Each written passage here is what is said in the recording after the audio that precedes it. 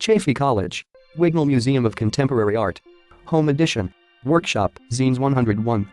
History of Zines and their rising popularity in academia. September 16, 2020 from 12:30 to 1:30 p.m.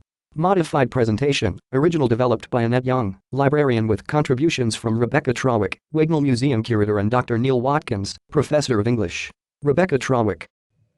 Welcome, everybody. Thank you so much for joining us for our first in the series we call Home Edition. Glad to have you with us today. Home Edition is a virtual series of curated artist talks, workshops, and discussions featuring artists and cultural workers. We hope this finds you and your families safe and healthy during the pandemic. My name is Rebecca Trawick. I'm the director and curator of the Wignall Museum at Chaffey College. The Wignall Museum is a teaching museum and interdisciplinary art space that introduces Chaffey College students, faculty, staff, and community members to innovative contemporary art objects, practices, and ideas. By fostering critical thinking, visual literacy, discourse, and empathy, the museum seeks to enhance the intellectual and cultural life of our community. We want to take a moment to recognize that we are situated on the Rancho Cucamonga campus of Chaffey College, which resides on the traditional and unceded lands of the Tonva people. We offer our respect to the elders, both past, present, and future. And hello, my name is Roman Stollenwerk. I'm the assistant curator at the Wignall Museum of Contemporary Art. I want to take a moment to share some Zoom housekeeping with you. Please note we are recording all sessions of Home Edition. If you prefer to keep your image private, please turn off your video in Zoom. The button should be located at the bottom left-hand corner of your screen. Thank you. We also ask that you mute yourself. People are set up to automatically enter in as muted, but if you do notice that you are unmuted, please mute yourself during the session unless you are asking a question or presenting. The mute button can also be found at the bottom left of your screen, and this will keep feedback and interruptions to a minimum and provide a clean transcript of the event. All programs in Home Edition will be transcribed and captioned for those who can benefit from those accessibility measures. Please visit us at our website, www.chaffey.edu/Wignall, that's Wignall, to see the recordings. They should be available in approximately 1 to 2 weeks after the event dates. A few additional reminders on Zoom.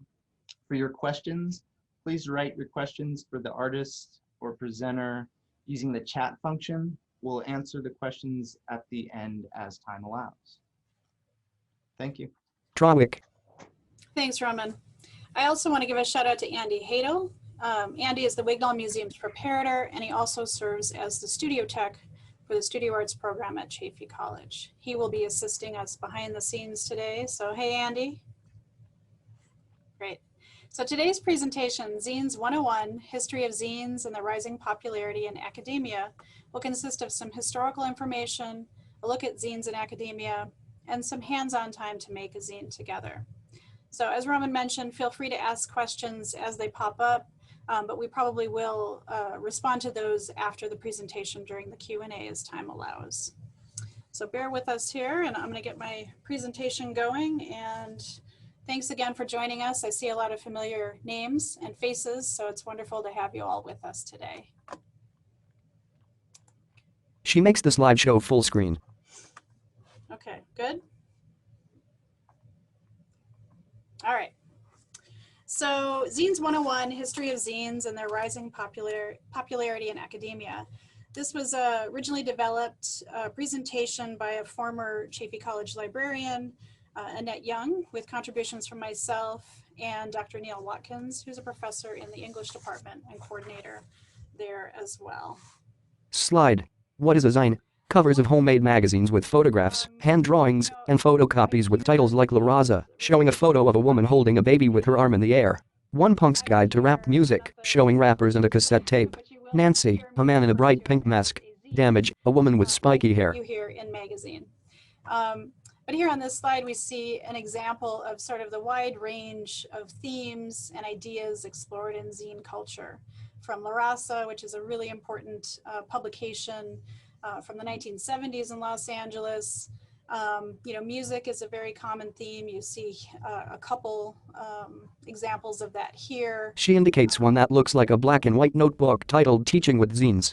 This look like this zine cover looks like a composition book, Teaching with Zines, which directly references the use of zines in academia, whether by professors as a teaching tool or students as a mechanism, to accomplish their goals in a course. She points to a hand-sized zine. I like this zine here. My brain is a mini garbage can, I think is what that says. And obviously it's like a sketchbook. It's an art zine. There's a couple different queer zines. Nancy is a queer zine. And next to it, we've got When the White Man Gives You Money, Words of Wisdom from Queer Artists of Color. So you can see a wide array of ideas. But what is a zine? It's generally a small circulation, not always, there's some exceptions, but generally a small circulation, self-published work of original or appropriated text and or images. Non-commercial by design. Sometimes it's presented as a physical object and sometimes it is a digital. And in many cases it can be both. They're often sold on websites from artists and writers and other creatives and advocates. Perhaps you'll see them on platforms like Etsy or other sites like that. Oftentimes small retail spaces will carry them, and also zine fests, which is exactly like it sounds, like any other kind of gathering. A zine fest is a group of zinesters who get together to sell their wares, meet people face to face. Obviously those aren't happening right now in this COVID era, but I hope it's something that will resume in the future someday. They're usually a product of an independent author's ideas, but sometimes they're collaborative. Sometimes they're, very much like a journal where there's a group or an individual who are editing submissions. So they can, there's a wide array of different examples of what a zine can be. I think that's one of the most interesting things about zines is there's very few rules. And if there are some rules, you'll see plenty of people breaking them regularly. And it's always about a subject that the author is interested in. So again, it can be absolutely anything that author is interested in. But let's go way back to the 1440s and talk about the beginning of printing. A black and white illustration of a large wooden frame and metal press with handle. Text, Gutenberg Press, Johannes Gutenberg. Movable type printing press. 1440-ish. So here you see an illustration of a Gutenberg press developed by Johann Gutenberg in about 1440. It's a mechanical device that applies pressure to an inked surface that rests on paper or cloth, transferring the ink. The printing press was one of the most influential events that started the printing revolution, which was the start of making large quantities of printed materials, of authors sharing ideas, and reducing printing costs as well. So accessibility, printing started to be accessible. Not that there aren't barriers for all kinds of people, particularly in the 1440s, but it was the beginning of the revolution. The printing press was instrumental in the area of mass communication, which allowed information, radical ideas to be mass circulated, and eventually allowed printing on an industrial scale as technology continued to evolve. There's some really interesting videos on YouTube where you can see these things in action. I'd recommend it if you're at all interested. Text, Key Technology and Self-Publishing History. 1829, Typewriter. William Austin Burt patents typewriter. 1950, Xerox, photocopy machines become commercially available. 1970, Kinko's. The first Kinko's opens in Santa Barbara, California. 1981-ish, personal computers. Edmund Apple personal computers. So in addition to centuries of printing improvements and technological advances, here are a few key technologies that directly link to self-publishing and zine making history. So I think at the bottom, do you all have that little hand? You can raise your hand. How many of you have used a typewriter in your life? For anyone who's sharing their screen, I know most of you aren't. Well, William Austin Burt patented the typewriter in 1829, and it's a small, portable, mechanical machine. You've probably seen them in your grandmother's house or in antique stores, or maybe a few of you even use them or have them. But I know it is becoming a bit of a dinosaur in the technological world we live in. They're really fun though. I mean, it's kind of like your own little personal Gutenberg press, you might say, in a way. So if you ever see one at an antique store and it's a decent price and the ribbon is still working, scoop it up and play around with it. They're a lot of fun. A lot of artists like to pull them apart and use them, use the little buttons and mechanics as fodder for their work as well. So then 1959, I think it is, Xerox, after many prior versions, developed the Xerox 914. And that was the very first plain paper photocopier. So if any of you have worked in an office anywhere, anytime, since 1959, you've probably become intimately familiar with a Xerox machine, whether it's a tabletop type or, there's one that I use at the college that's like the size of a desk and, has a huge number of options that make photocopying really easy. So it's a very common tool even today. Okay, 1970, the first Kinko's opened near Santa Barbara. I think it was near UCSB. And does anyone know what Kinko's is called today or who they merged with? You could put that in the chat. Roman or Andy, did anybody get it? Yeah, FedEx. So it's FedEx. Is it FedEx Kinko's? I think is the official, or maybe it's just FedEx. I don't know. Sometime in the last, I think, decade, they've merged with FedEx. But back in the day, back in the 1970s, 80s, 90s, and even in the 2000s, Kinko's was an independent and nationwide business. And it was really important to the counterculture, particularly in the 80s and into the mid 90s. So artists and grad students and writers and zinesters and musicians and radicals and creatives of all types would use Kinko's because that's the place where you could go and use the Xerox machine, often for very, it was very inexpensive. Or you could go in the middle of the night and maybe you could make 100 extra copies and you didn't have to pay for those, who knows. But a lot of these places, a lot of Kinko's, at least back in my day, were open 24 hours.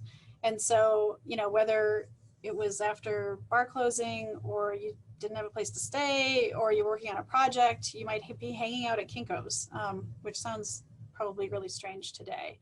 But it was kind of cool back in the day, I'll tell you. So Kinko's was really important, I think, in terms of accessibility, in terms of the average person being able to access a Xerox machine for little to no cost to develop one's work. And then in 1981, IBM released their first PC, giving public access to this technology like never before.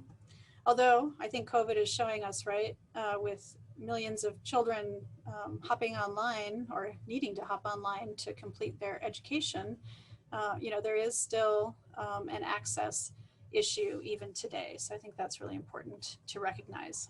But of course, the personal computer allowed people to do a lot of design work and research in the comfort of their own homes. So it's really important in terms of zine making.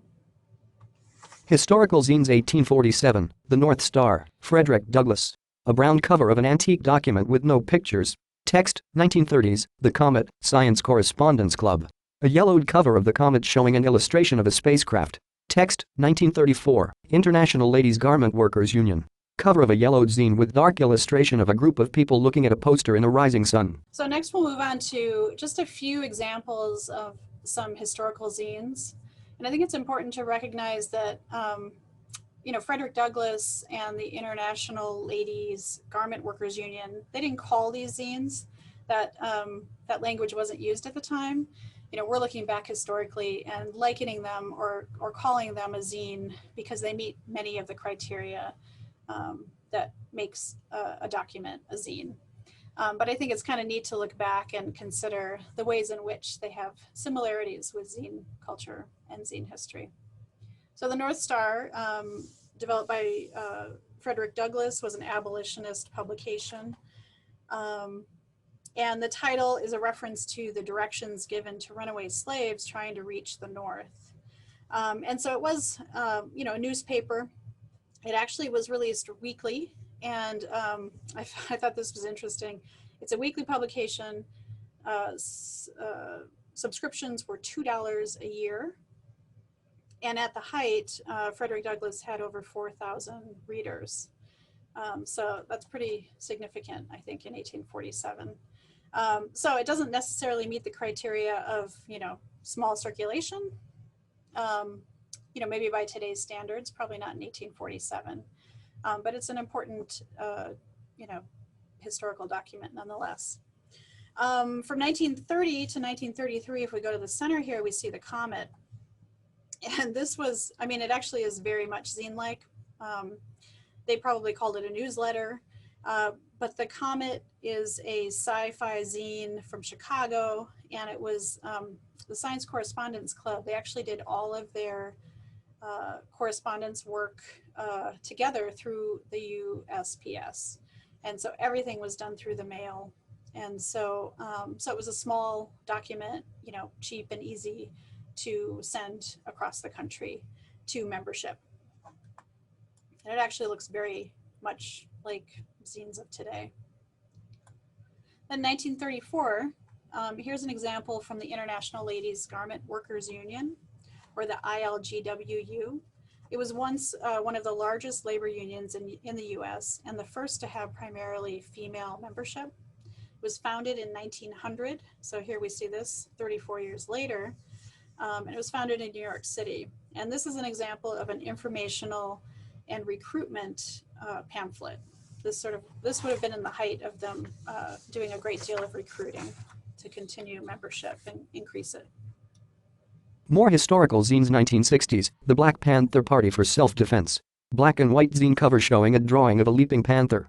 1967, East Law student walkouts. Cover of La Raza zine, a black and white photo of man pointing gun. 1990s, Riot GRRRL, black and white cover of his own showing a woman in spandex with her arms in the air. Then here we see the Black Panther Party for Self-Defense. This is actually a reproduction. I couldn't find a good example of an original cover. Some of you may have heard of the Black Panthers. I hope most of you have.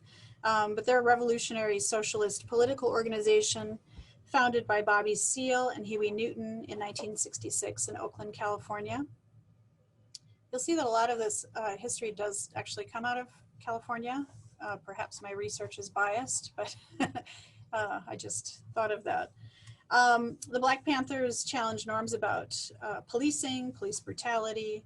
They started a number of social programs, free breakfast for children, for example, that focused around a number of really important social issues to Black liberation, including cop watching, and many that focused on food and health access for their community.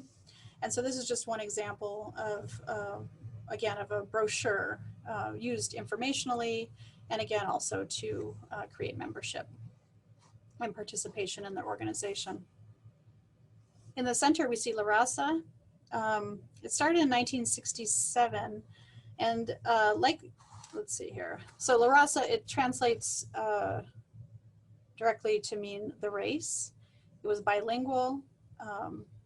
It was a bilingual newspaper published by Chicano activists in Los Angeles and East LA from 67 to 77. So it had a long tenure of 10 years. And like the Panthers, they fought and documented police brutality, protest, and segregation to inform and educate about realities of Chicanos and Mexican Americans in Los Angeles. One of their major goals was to improvements in the educational institutions of LA. And so in 1968, when we had the LA walkouts, La Raza was really critical and instrumental to that movement. And then here on the right, we move to an example of a Riot Girl zine. Riot Girl was an early 1990s underground feminist punk movement that started in the Pacific Northwest of the United States. It's often linked to third wave feminism, and zines were really instrumental both in the music culture around Riot Grrrl and also the third wave feminist movement. And so zines were often used either to advertise a band, or a band was using zines to share their feminist agenda, essentially. And so they often addressed issues like rape, domestic violence, racism, patriarchy, etc. But I should mention, third wave feminism definitely had a number of intersectional, lacked a great deal of intersectionalism. So that's something to recognize. But in zine, in zine history, Riot Grrrl really sort of brought the zines back to the forefront of counterculture. Text. Zines can be about anything and can be made by anyone. Informational, activism or protest, personal interest, perzines, fanzines, all topics, all people or perspectives. Covers of zines Craphound and 1001 Black Men. So those are just a few examples. There are many, many more, of course. It's used in a great deal of marginalized and other communities. But hopefully this teaches you that zines can be about anything and can be made by anyone. So often they're informational, sometimes used in recruitment or activism and protest, oftentimes to document activism and protest. Usually by nature, there's personal interest involved. No one has the backing of a large publication house. And so anything that you're going to put your time and energy into is because you're personally invested. You're going to see perzine and fanzine. Those are two sort of categories of zines that if you do look into zines, they're common categories. Perzine, it just refers to the fact that the zine presents the author's point of view and are by design personal. Perzine refers to zines that are about one's own personal experiences and observations. Fanzine, on the other hand, is often by an enthusiast of, some kind of cultural phenomenon, be it a band or a TV series or a comic book or you name it, anything. And the idea is to share it with others who also have that same interest. And all of them are labors of love. Again, no one has backing or funding to complete this research, to make the art, and to create these writings. And so all a labor of love. Text. How to make your own zine. A diagram from over here Zine Fest showing a page being folded into an 8-page booklet. yahoo.be/ixqr93watt So we're going to make a zine together. And so I love this illustration. It sort of tells us how to produce it. But we're also going to watch, I think it's a 3-minute video. But before we do that, I'm going to give you all a couple minutes to gather up scissors. So find some scissors in your house if you can, or wherever you are, and an 8.5 by 11 plain sheet of paper. So if you need to grab it, if you don't have plain paper, grab one from a spiral, binder, or you can tear a page out of a magazine. Yeah, just see what you can find. I'll give you all a couple minutes to do that, and then we'll watch a video. I would ask that you just watch the 3-minute video, and then we can come back and together we can make one together. So I'll just give you a couple minutes here to grab paper and scissors. Text. Zines 101 supplies and tools. Paper, scissors, markers or pens. Okay, so we'll go to YouTube briefly. We'll watch the video. Cross your fingers, this works. She clicks the YouTube link to open a video titled, How to Make a Zine from One Piece of Printer Paper. The Oregonian live. Zine making. It's so much fun. A person's hands rest on a piece of paper. Nearby are scissors and pens. All you need is one single piece of printer paper, 8.5 by 11 inches. With this, you can make an 8-page zine, believe it or not. So, how you ask? It starts with folding. Fold the paper, hot dog way. They fold the paper the longest way and open it. Open it back up. Oh, that hot dog was so good, but I'm really hungry for a hamburger now. They fold the paper again in the shorter way. Good thing I made a barbecue. They open the paper. Now, it gets a little trickier from here. You gotta fold in the sides to that center line you've just created with your hamburger fold. They fold in a shorter sides to meet the line in the center of the paper. Open everything back up. And one more time with the hamburger fold. They fold the paper in half the shorter way again. Now we're gonna take our friends, the scissors, and cut a little slit on the folded edge right to the middle. They cut the paper in the center along the folded edge, perpendicular to the folded edge. Open it back up. Saying hello to our friend the hot dog one more time. They fold the paper the longer way. They hold the paper with the slit on top and push the sides together so that flaps open along the slit, then flatten into pages. Stand it up on its end and squish it together and fold all the pages together. They fold the 8 resulting pages into a book shape. You have the skeleton of your 8-page zine. Now it's time to draw. For drawing, you gotta open the whole thing back up again and make sure you have a solid idea of which pages are which. They number each page, starting on the top row from left to right. Page 4321, row 2, page 56, back cover, front cover. Video pauses. Trawick. Okay, good. So grab your paper, right? She holds up a sheet of white paper. So if you looked at the video, he said hot dog, hamburger, hamburger, hot dog. So let's remember that. You can also do, I've heard taco and hamburger. I don't know. Anyway, so the first we do hot dog, right? So you fold it the long way. She folds the paper the long way and presses it flat. Get yourself a really nice crease in the center. The better your creases are, the better your zine will lay flat. Okay. So hot dog. She opens the paper. So then we open it back up. And then we do hamburger. She folds the paper the short way and opens it again.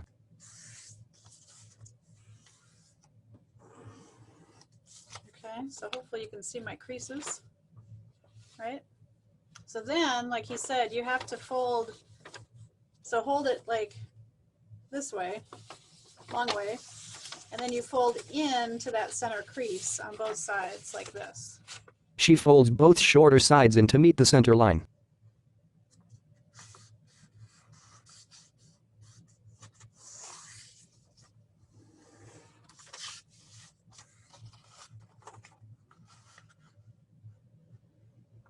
And be as precise as you can. Again, get really nice creases. It'll help in the end. She opens up the paper and shows the 8 rectangles folded into it. So then you see all these different little panels. That will be your pages. She folds the paper the short way. So then fold it in half, hamburger style again. And you see you've got one side open and one side is the fold. And so you want to cut the fold side right to the center so that you have a cut in the middle.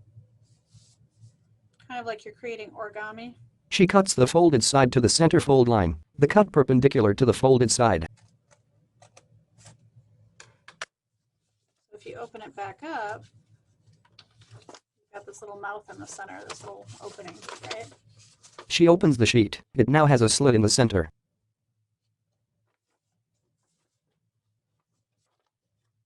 Am I going too fast? Am I all right?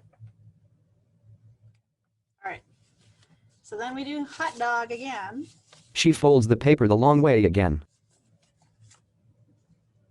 And then if you just push, like if you hold the end panels and you push together, creates this little, again, a little origami shape. She holds the 2 ends and pushes the paper together. The slit causes the paper to open and then fold into 2 flaps. And then you can just press together all those pages. However, it sort of organically comes together. You might have to recrease a little bit because things shift a little bit. She presses the pages into a book shape. And then you should have a little booklet. She opens the booklet pages. Now there are many ways to make zines. many different shapes and sizes. This is just one way that is super accessible. You know, I know zinesters who like this way because it's easy to reproduce. They can create their zine here, then they fold it open, throw it on the copier, and then it's really easy to make mass quantities, you know, 100, I say mass, but you know, 50, 100, 20, whatever they want to make. So it's really simple. And a zinester we've worked with often, Carolina Hicks, she really loves this style because, you know, she said she can throw it in her back pocket and, you know, while she's on mass transportation or has a moment between classes or whatever the situation is, she can pull it out and work on her zine. And so it makes it super easy. You don't need you don't need really any equipment other than scissors and some paper. And then, you know, maybe you have your little kit, you've got markers and maybe a Uhu stick and some, you know, cutouts that you will collage on your zine later. So it's a really accessible, easy way. People of all ages are able to do this. It's something you can do with children or nieces, nephews, whoever you have in your life, grandkids, whatever. And so that's a really cool thing too. So it's sort of like an easy access activity. So if you're interested in zines, this can be a really great way. Ooh, I like your pink one, Roman. Nice. So that's just one way to make a zine. Of course, you can make them all different sizes and shapes. Definitely use the internet. There's all kinds of videos and tutorials, and there are zines about making zines that you can purchase or find online and download, which are really great. So this is just one really simple way. I don't want to leave anyone behind. Are there any problems or questions with your zine? Do you see anything in the chat, Andy? Hadel. You don't have any questions about the zine in the chat. Sorry. My bad. Okay, cool. All right, so I will share my screen again. We'll go back to the presentation. Text, zines in academia, question marks. Why do you think? How might they be helpful? So zines in academia, why do you think they might be helpful? What purpose can they serve in academia? You know, I think the most important thing to remember is that zines often exist as the only representation of liminal, undocumented spaces and people.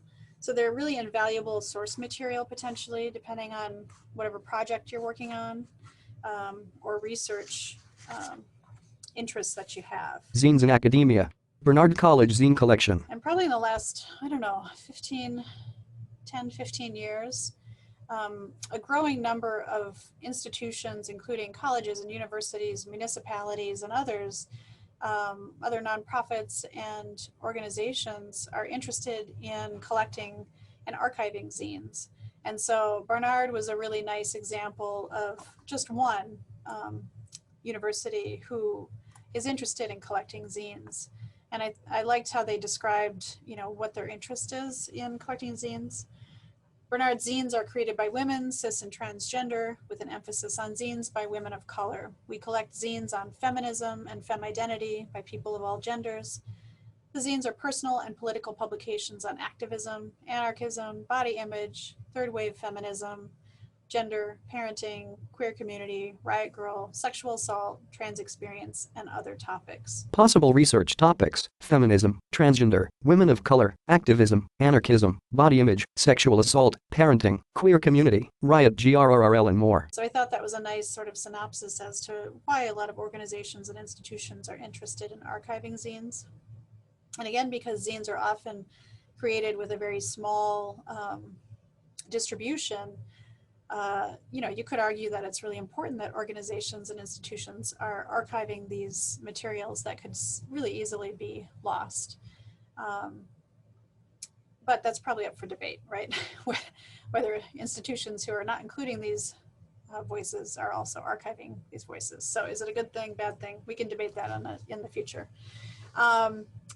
But, you know, if you're someone who has a project coming up, if you're a student at Chafee, you know, possible research topics are endless.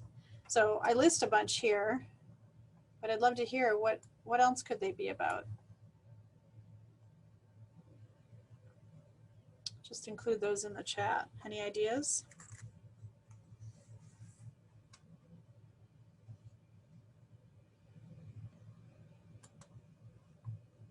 Sorry, Andy, I can't see chat right now. Is there? Hadel. Yeah, something just popped up from C. Jillick. Yes. Any fan-based topic Yes. as an option? Good, good. Yeah.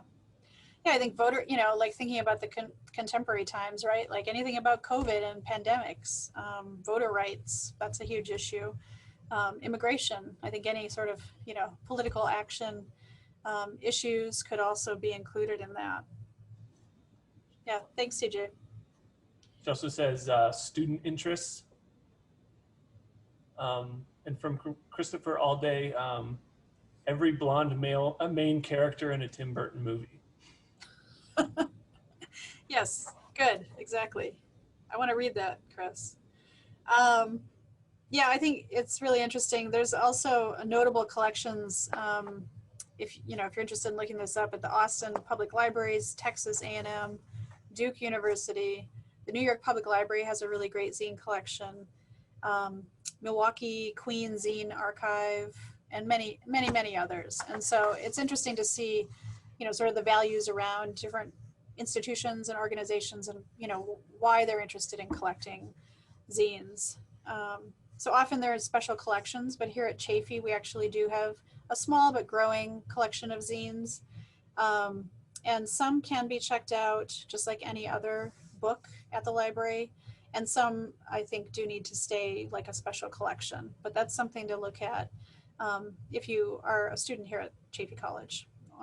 And if not, definitely check out your local libraries and other institutions that you have in your communities as well. Yeah.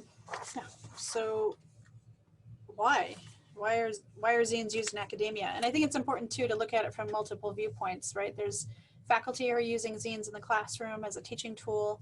There's students who are using it in research. And of course, there's plenty of us who may not be part of an institution who are using them for all kinds of different activities. But thinking about academia, they provide a robust and authentic alternative to the annotated bibliography. As long as your professor says it's okay. So definitely just talk to your professor if you are a student and you're interested in using a zine as a resource in your research.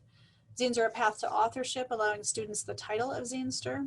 And so that really refers to the fact that anyone can be published and can be a zine author or artist. And so you don't have to like wait to publish your novel someday necessarily. So it's accessible in that regard. Zines can be on any topic and support the objective of research as inquiry. Zines support the personal and reflective aspects of the information creation process, and zines are just fun. I would also add that they provide first-person lived experiences to study. So again, whether you're a professor or you're a student, I think that's really critical, and often more difficult to find in other collections potentially. Chafee College Zine Collection and LibGuide. http://libguides.chafee.edu/zines. So I mentioned Chafee College does have a zine collection. They have this really great LibGuide online, and I'll give you the address. Or actually, here it is on screen. And it has a great number of resources. It has that goofy Make-A-Zine video that we were watching. Right here it has an NPR zine on coronavirus that came out, I want to say in April. That's really interesting. I need to revisit it. I wonder how much of the material is still relevant as information changes, right? As we learn more about the pandemic. I'm curious. There's also, whoops, excuse me. I should go here. She clicks the link. Can you see it? The screen? No. Okay. Sorry, I keep forgetting I have to move. Okay, so let me show you the LibGuide. Chafee College Library page opens. She scrolls to a librarian profile. I just want to point out Celine Pineda. She is the librarian who has been working with Annette Young over the years on the zine collection at the library. And so she's a really great resource. And so you can find her contact information here. Email selene.pineda@chafee.edu. There's a lot of resources on how to make a zine, including a number of templates, information on digital zines, resources, and much more. Ooh, and this one here, Ben Passmore, author of Your Black Friend and Other Strangers, he will be a future home edition visitor, so join us. All right, let me go back. Okay, definitely check them out. 3 posters for Chaffey College Zine Fest for 2018, 19, and 20. All right. And Chaffey College is also committed to looking at zines in academia over the long term. So these are examples of our 3 Zine Fest flyers. So we started in 2008, and it represents a collaboration between the museum, the library, our One Book, One College program, which is a campus reads program, and other collaborators as well. And so you can see over time, I mean, here we started with like 5 outside vendors and a few student clubs. You know, every year it's grown bit by bit. And so if I do say so, our March 4th, 2020 Zine Fest was really amazing. It was an opportunity to meet a huge number of zinesters from the region, both east and west of here. And, you know, we had food and music. There was an opportunity to make your own zine. You could purchase zines, talk to zinesters. It was a lot of fun. And so look for future activities. I can't promise spring 2021 will bring a Zine Fest. We may have to take a beat with COVID, but we will return with Zine Fests in the future. Text, want to learn more? And if you want to learn more, definitely research, use the internet, use the library, support zine artists on social media, definitely. Many are individual artists, again, spending their own money, time, creativity, and energy to develop zines in the hopes of finding audiences who are interested in what they're exploring. Definitely buy zines if you can, as much as you can. You know, some zinesters are selling zines for 50 cents or $1. Of course, many are not $1. You know, the price goes up from there, but they're often fairly affordable ways to support local and regional and national artists or international artists. And make your own and share. So whether you're sharing it on social media or you open a shop online, Etsy, or you're sending them to friends through the mail, however you choose to share them, they can be a really wonderful way, again, to share common interests and explore zine making. And again, we've talked about Zine Fests a few times. Most major cities have annual Zine Fests that you can attend.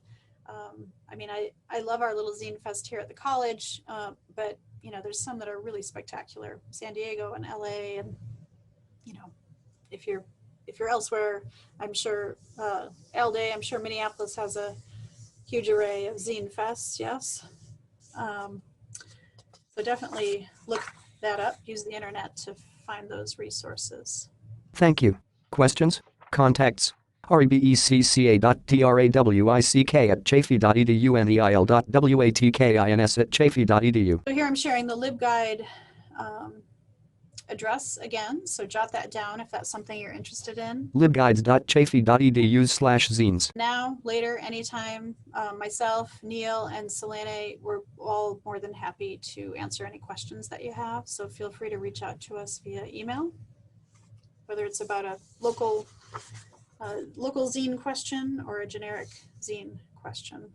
Survey. tinyurl.com/wignall fall20. To sign up for future workshops, www.chaffey.edu/wignall. And then we do have this survey we would love for y'all to fill out if you can. We'll put this up again after Q&A, but it'll just help us to evaluate our home edition series.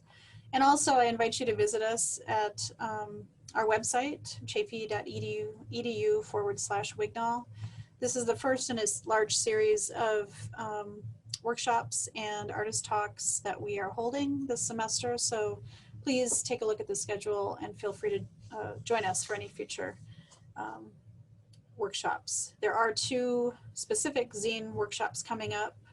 I also mentioned Ben Passmore will be one of our guests, and there are a number of other artist talks. So we hope you can join us, and they do all require pre-registration, so definitely visit the site.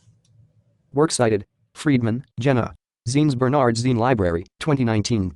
Zines.bernard.edu Richens, Zach. Printing on a Gutenberg Press. YouTube, 2012. Rios Alvarado, Eva and Annie Knight.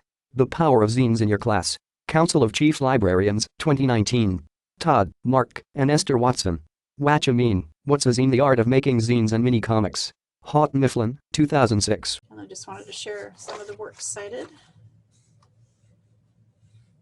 for your reference. And I'm happy to share that with anybody who's interested.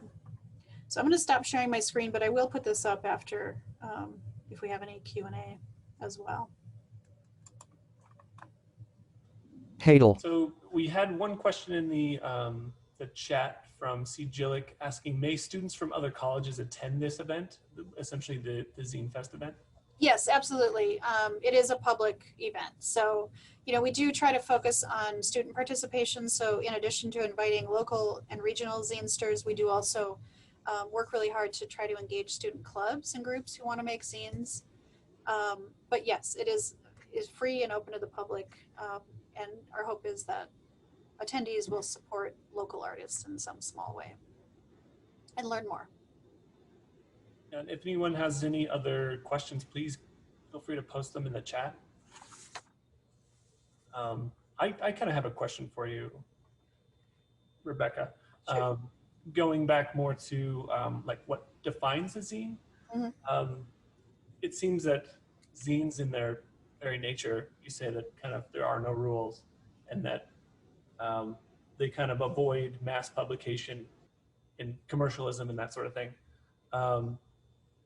But from an artist perspective, I mean, where does that, is there a line, you know, where something is a zine and no longer a zine, or something is maybe a comic book and something is not one? Are there instances where those lines get a little blurry? Absolutely. Yeah, absolutely. I mean, I think, you know, like Ben Passmore, who I mentioned, my black friend, you know, he identifies as a comic book artist. Like, I don't know if he necessarily identifies as a zinester, quote unquote. So yeah, the boundaries are very gray and muddy, I would say. Yeah, I mean, where is it a zine? Where is it a magazine? Where is it a publication? Where is it a comic book? Yeah, I think a lot of it is sort of self-identified. And so other times it's people like me saying, oh, that's like a zine. You know, it's kind of like the North Star. Frederick Douglass's newspaper was a newspaper. It's not technically a zine, right? But it fulfills some of the definition, you might say, in that it was a small, self-published and alternative voice. I think a lot of times too, it depends on the voice or the authorship, right? Yeah, I'm not answering that very eloquently, but absolutely the lines are very blurry.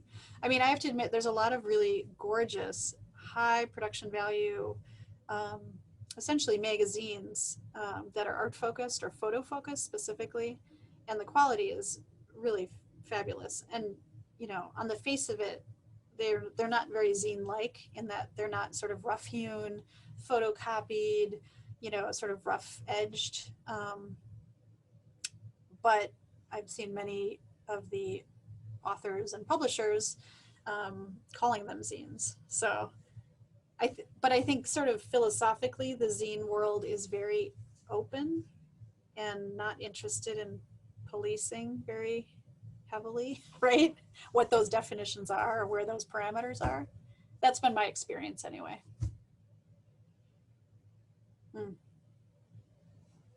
We have a question here from Christopher Alday asking, how do you feel about big companies like Nike releasing zines with products? Mixed, I would say. I mean, how do you feel, Chris? I mean, part of me thinks it's a little gross because it's co-opting a tool of, you know, historically underserved communities and voices for a corporate venture. So, I mean, I think that part of it's kind of gross. On the other hand, does it encourage young people or consumers to question zines, to look up zines, to find out more about them. I mean, on that regard, I think it's pretty cool, but yeah, I don't know. No, yeah. So Chris says, he says it's okay until they get resold for too much. So Chris, are you saying like, so how's sort of like the aftermarket for products like shoes, right? So then the shoe becomes a compendium, right, to the shoe, or the zine becomes a partner to the shoes, right, that then are sold on the aftermarket or whatever. Yeah, that's interesting. I don't know. I have mixed feelings. What do you think, Andy? Yeah, my feelings are also mixed on that idea. I think there's something really valuable about the handmade quality of art just in general. So when it starts to become, you know, this larger part of this larger commercial product, it seems to really lose it for me. Yeah, it loses. I don't know that I would collect the zine that came out of a Nike shoebox, but I would, you know, I'd take a handmade one and keep it, you know, right. If there's any value in that. Roman has a question. Do you find overlap with zines and blogs? What draws you to the printed piece? I think maybe that, back to that. Yeah, I mean, I think there's similar, like philosophically, right? You know, and the fact that a blog, anyone can have a blog, anyone can present their ideas and research and, you know, writing, right, art, whatever. Yeah, I think they're very similar, other than the fact it's on the internet. Although there are digital zines. I myself prefer, and this goes to Roman, your second part, what draws you to the printed piece. I mean, I myself, I like collecting things. I like the, you know, it's like you said, Andy, the handmade. I like the handmade quality. I like to touch and feel. I like the tactile quality of a printed zine. So for me, I value that over a blog or a digital zine. It kind of bums me out when I can't print it. Or I'd rather purchase it from the artist in printed format. But I do notice on Etsy, there's a lot of artists selling zines that are digital only. And I personally, I just don't care for that. I prefer the handmade, hand-touched quality. I like the, you know, I like the fact that, you know, it doesn't necessarily fit together properly, or it's, you know, it's maybe a little wonky. I like all those little handmade sort of rough-hewn qualities. I don't know if anybody else wants to speak to that, but that, I mean, that's my personal preference.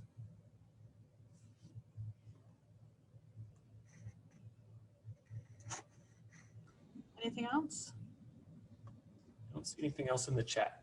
Okay. Well, we're getting close to time anyway, so I think Roman's going to close us out here. And while he does that, I will put up the screen again with the survey link. Roman Stolenwerk. And it's a quick survey, a minute or two, just to get us a better sense of our programming. So, thank you. Thanks, everybody. Take care. Be safe. Text, thank you for your participation and support. Visit us at chafee.edu to see recordings and our full schedule of programs. We also ask that you complete a quick online survey that will help us as we evaluate our online programming and plan for our future programs. tinyurl.com/wignallfall20. To learn more about native land acknowledgement, please visit usdac.us and native-land.ca.